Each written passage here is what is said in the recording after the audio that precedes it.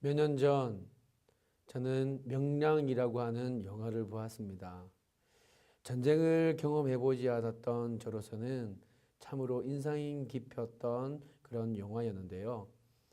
그 영화를 보면서 전쟁이 주는 여러 두려움과 공포, 그럼에도 불구하고 그 두려움을 이기는 사람들에게 주는 승리의 기쁨을 정말로 420년으로 다시 돌아가서 함께 같이 울고 웃고 하는 것을 느껴보았습니다. 며칠 전에 저희 교회에 성도님이 한 분이 찾아오셨습니다. 그분은 원래 제주도에 오실 때요, 모든 그런 희망과 그리고 모든 어떤 기회라든가 이런 것들을 다 잊어버리고 이제 삶을 마감하려고 그렇게 오셨는데, 그래도 교회는 한번 가봐야 되겠다라는 생각이 들어서 제주 주문교회를 찾게 되었고, 제주 주문교회를 통해서 오공희 목사님과 그리고 예배를 들으심으로 다시 살아야 되겠다라고 하는 희망을 붙잡고 그렇게 삶을 다시 살겠다고 하는 의지를 가지고 불태우면서 그렇게 신앙생활을 시작하셨던 분이신데요. 몇 년간 계속 보이지 않아서 어떻게 지내시는가 굉장히 궁금했었는데요. 집사님, 어떻게 지내셨어요? 라고 여쭤봤더니, 목사님, 저 몇 년간 교회에 못 나오면서 참으로 지옥에서와 같은 그런 삶을 살았습니다. 너무너무 힘들었어요. 전쟁과 같은 그런 삶을 살았습니다. 어떻게 지내셨는데요?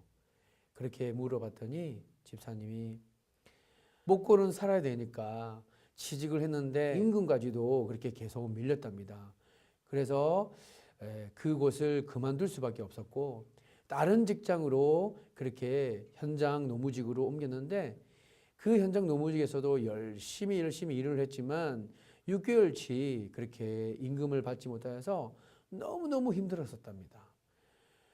너무너무 힘든 상황 가운데서 나는 해도 안 되나, 뭘 해도 안 되는가 보다 그렇게 생각을 했었는데 다시 죽을까라고 생각하기도 했었지만 그때마다 제주 주문교회에서 드렸던 그 예배의 감격과 오공희 목사님 말을 통하여서 들으셨던 그 말씀이 너무너무 힘이 되어서 그때마다 힘들지만 하나님의 인도하심이 있을 거라고 하는 생각 때문이었는지 그렇게 버티다가 하나님께서 도우심으로 약 몇 년간 그렇게 엄청나게 힘들게 약 70% 정도 밀렸던 임금을 다시 받게 되었다는 것입니다. 참으로 감사한 일이었죠.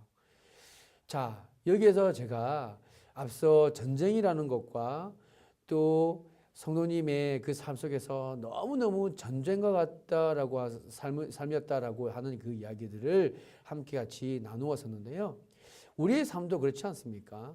사실 주일날 예배에 와서 함께 말씀을 듣고 말씀을 또한 배우고 그 가운데 성령께서 가르쳐 주신 그 놀라운 깨달음과 가르침으로 인해서 그래 힘있게 잘 살아보리라 그렇게 다짐하고 세상 밖으로 향해서 하나님께서 허락하신 삶의 현장으로 나아가지만 만만치 않은 그런 삶의 현장을 보게 됩니다.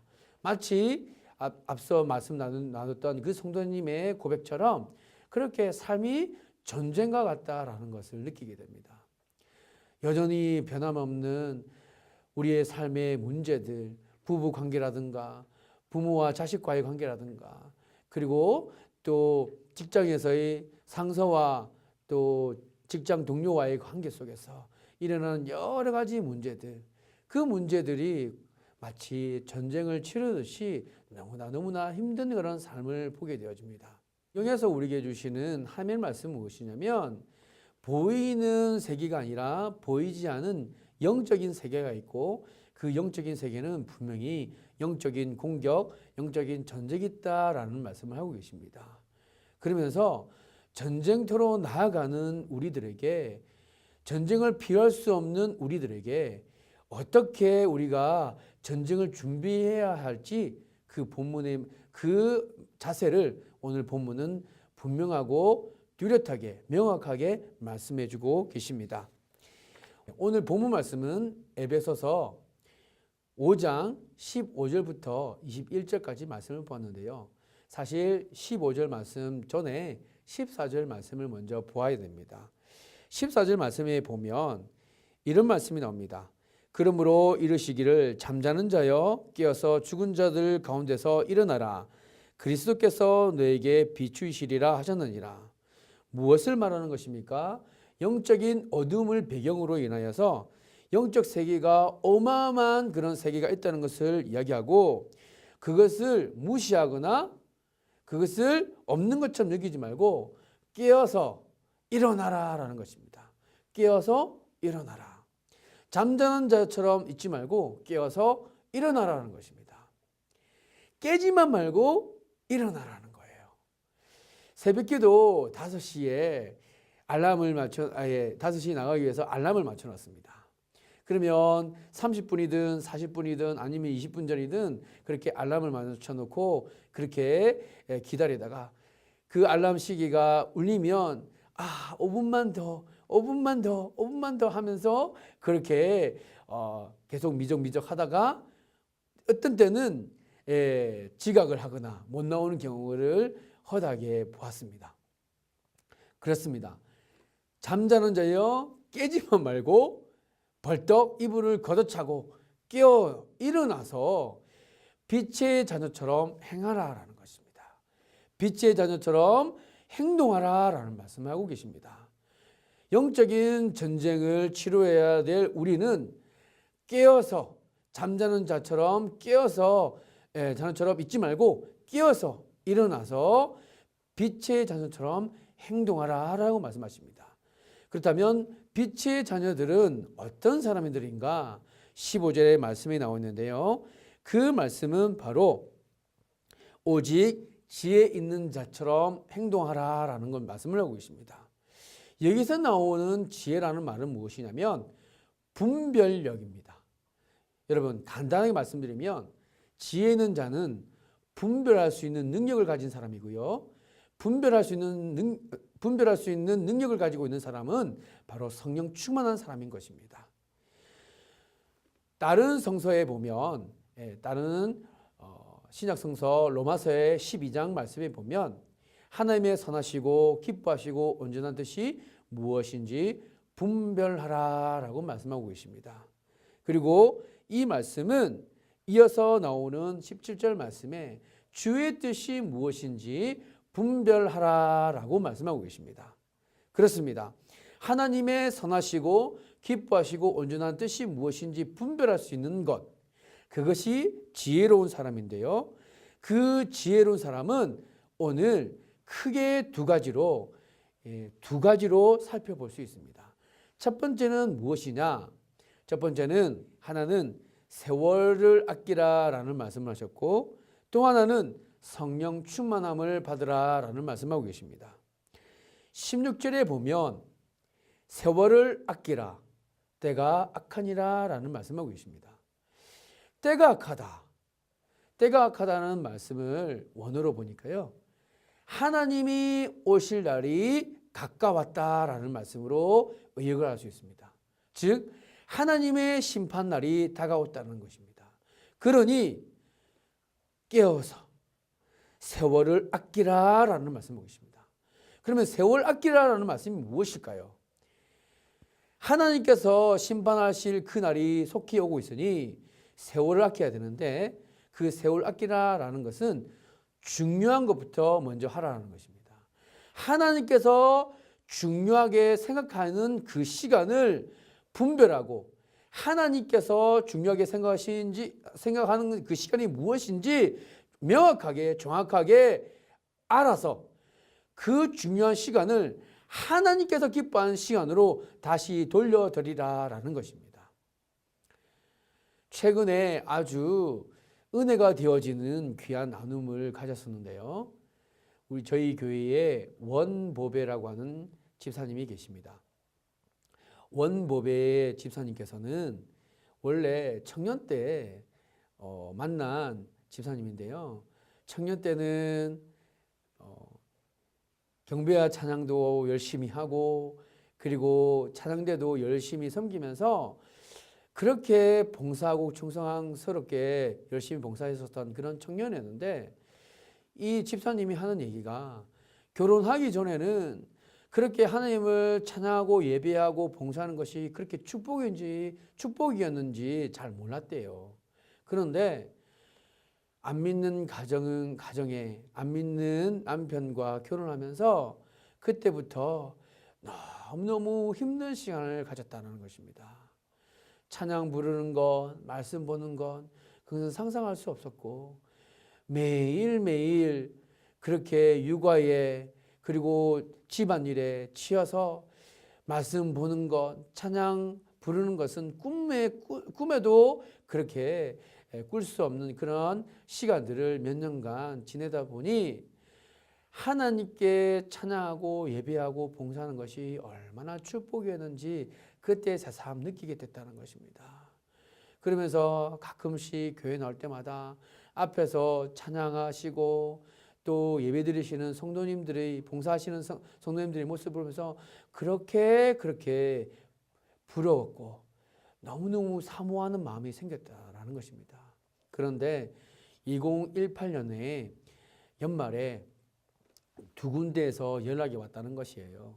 첫 번째는 안내사역팀으로부터 연락이 왔는데 내년 2019년부터는 함같이 안내사역을 해보지 않겠느냐라고 하는 그런 제의에 저 할 수 있어요. 저 꼭 했으면 좋겠습니다. 라고 하는 그런 대답으로 그렇게 반응을 했다는 것입니다.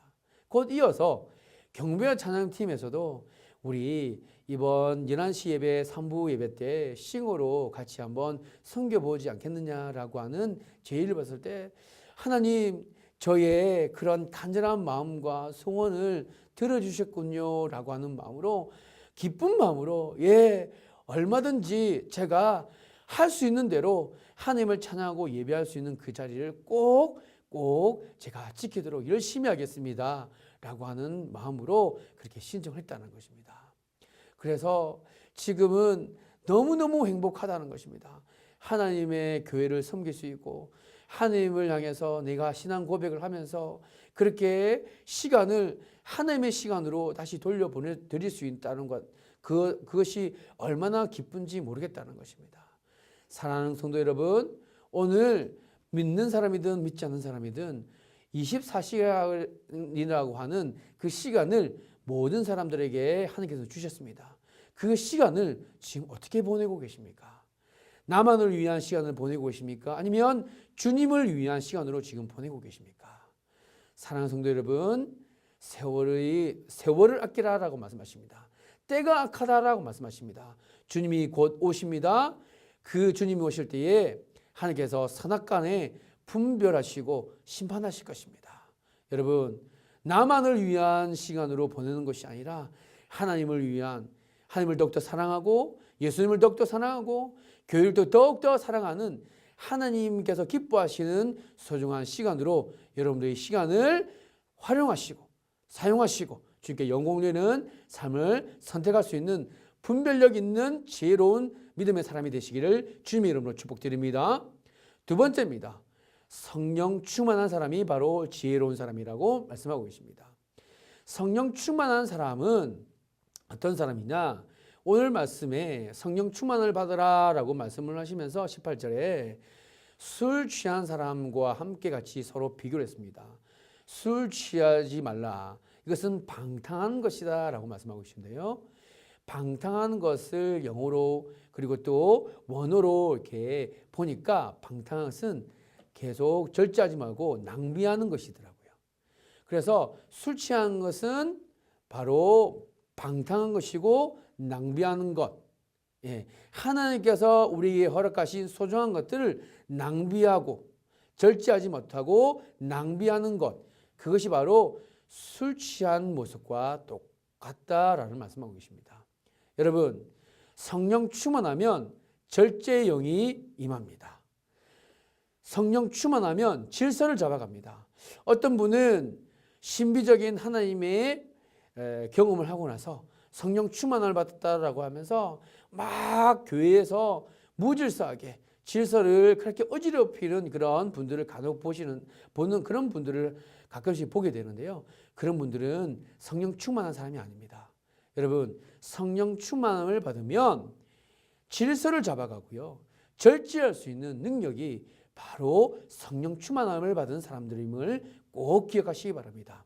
그러면서 오늘 19절, 20절, 21절 말씀에 각각 세 가지로 성령 충만함을 받은 사람들의 모습을 말씀하고 계시는데 오늘 하나하나씩 좀 살펴보면서 성령 충만한 사람, 지혜의 사람은 어떤 사람인지 한번 같이 보도록 하겠습니다. 성령 충만함을 받은 사람들은 어떤 사람이냐? 첫 번째, 영적인 소통을 할 수 있는 사람이라고 말씀하고 계십니다. 영적인 소통, 바로 이것은 19절에 나와 있습니다. 시와 찬송과 신령한 노래들로 서로 화답하며 라고 되어 있습니다. 제가 늘 느끼지만 여러분들이 예배를 들어오실 때 그때의 얼굴과 하나님께 찬양하고 그리고 말씀 듣고 그리고 말씀에 대한 결단과 그리고 기도와 함께 그렇게 찬양을 다 올려드린 다음에 마지막으로 찬양하실 때의 그 모습은 처음에 들어오셨을 때의 모습과 그리고 마지막 결단의 찬송을 부르실 때의 모습은 정말 다른 것을 보게 되어집니다. 왜냐하면 영적인 소통이 일어났기 때문입니다. 하나님의 말씀을 듣고 정말로 메마른 땅처럼 정말 꽉 마른 손수건처럼 그렇게 바짝 마른 손수건처럼 내 마음이 그렇게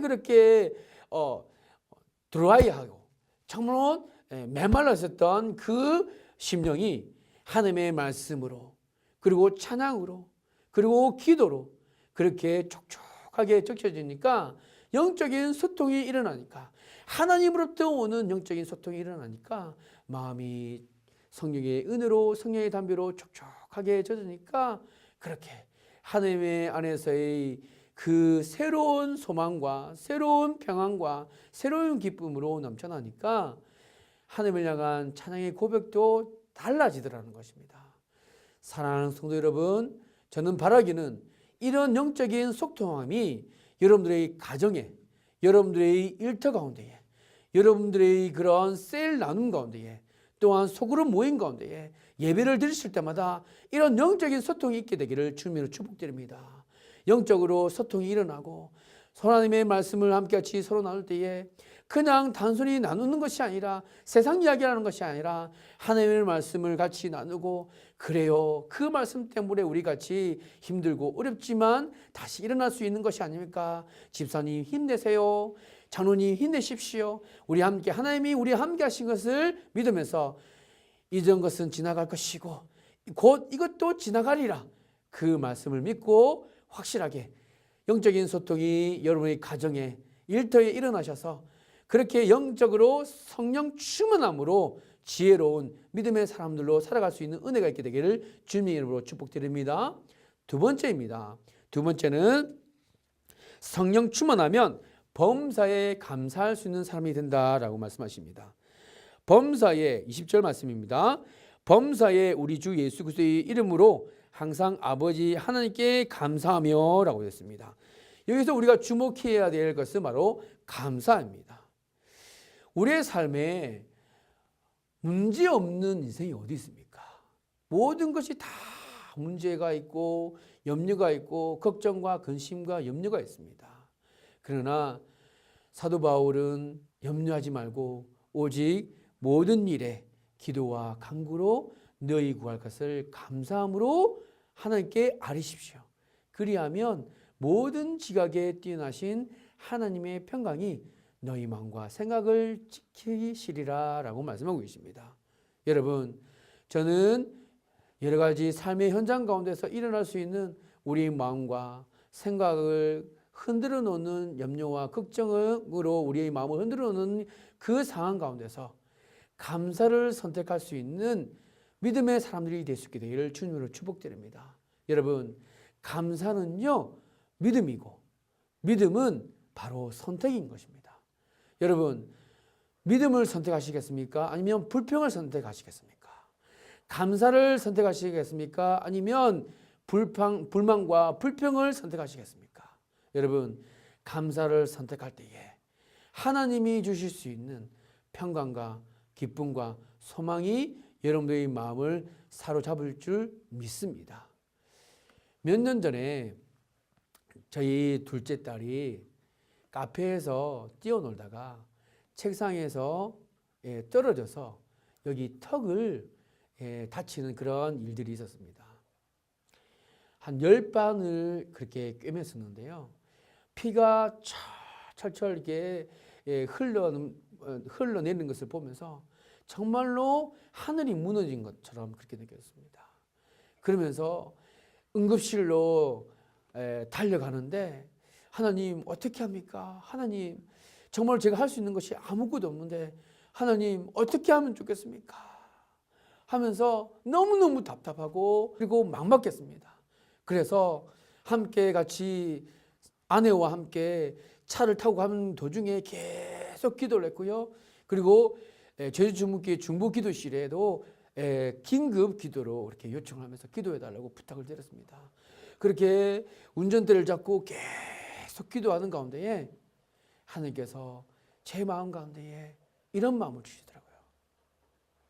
내가 너와 함께 하겠다.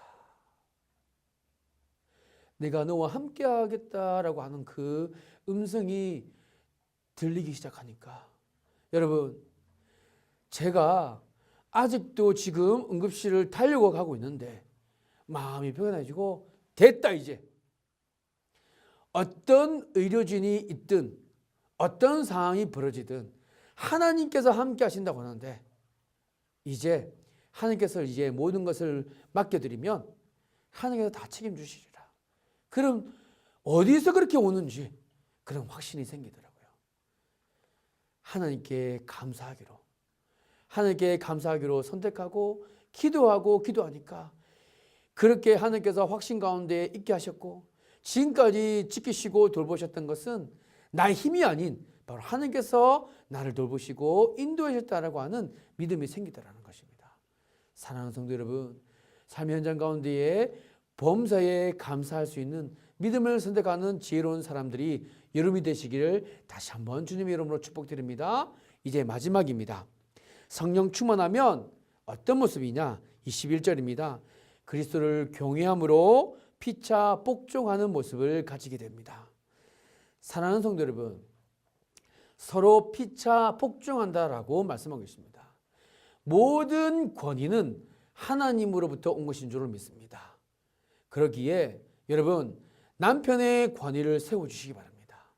아내의 권위를 세워주시고요. 부모님의 권위를 세워주시고 자녀들의 권위를 세워주시기 바랍니다.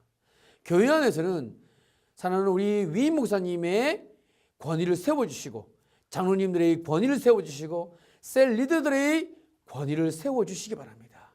이것이 바로 성숙한 그리스도인의 모습인 것을 보게 됩니다. 그리스도를 경외하는 사람이 피차 복종할 수 있는 지혜로운 사람인 것을 기억하시기 바랍니다. 여러분, 성령 충만한 교회로 유명했었던 두 교회가 있습니다. 그 교회는 어떤 교회냐? 예루살렘 교회와 고린도 교회였습니다. 그런데 성령 충만한 교회들이었지만 한 교회는 모든 사람들로부터 칭찬받고 하나님께 칭찬받는 교회였지만 한 교회는 지탄과 그리고 손가락질을 받았던 교회였습니다. 어떤 교회였을까요? 그 교회는 바로 고린도 교회였습니다. 수많은 은사와 수많은 그런 기적과 수많은 여러 가지 은혜를 받았음에도 불구하고 불평과 분란과 분쟁이 끊이지 않았던 그런 문제가 많은 그런 고린도 교회였습니다. 성령의 역사들을 너무나 많이 체험했지만 하나님께서 기뻐하시지 않는 모습, 서로 경외하는, 그리스도를 경외하는 그런 마음이었고 누가 크냐, 누가 잘났냐 그렇게 서로 싸우고 아웅다웅하는 그런 모습이 바로 고린도 교회의 모습입니다. 그러나 예루살렘의 교회의 모습은 달랐습니다. 서로 존중해주고 서로 자기에 있는 것을 내어주고 서로 돌보아 제자들의 사도들의 가르침을 따르고 서로 권위를 세워주며 세워가는 공동체를 세워가는 그런 모습이 바로 예루살렘 교회의 모습이었습니다. 여러분, 교만한 사람은 영적 전쟁에서 백전백패합니다. 백전백패합니다. 싸워봤자 바로 100번을 싸워도 100번을 다 패하게 되어 있습니다. 본문이 이렇게 이야기했습니다. 그리스도를 경외함으로 피차 복종하라. 여러분, 우리의 마음의 성숙함에 달려있다는 사실을 기억하시기 바랍니다.